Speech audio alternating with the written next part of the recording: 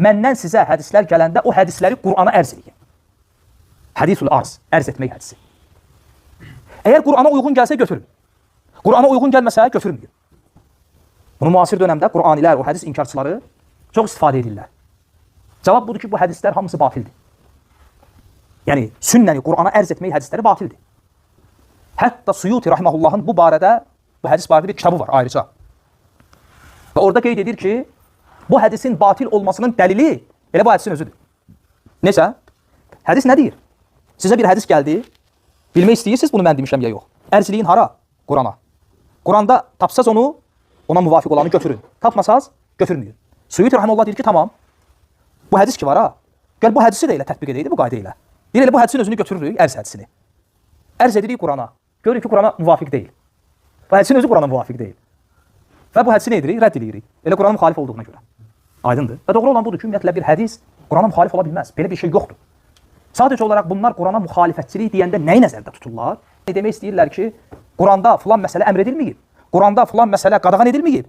Amma sünnədə əmr edilib. Sünnədə qadağan edilib. Bu ola bilər. Çünki sünnənin vəzifəsi var. 3 qisim. 1. Sünnə Qur'anda olanı təsdiq edir. 2. Sünnə Qur'anda olanı izah edir. Qur'an deyir, aqimus salah, namaz qıl, sünnə izah edir necə? Zəkat ver, sünnə izah edir necə? 3-cü, sünnə Qur'anda olmayan bir şeyi müstəqil hökm qoyur.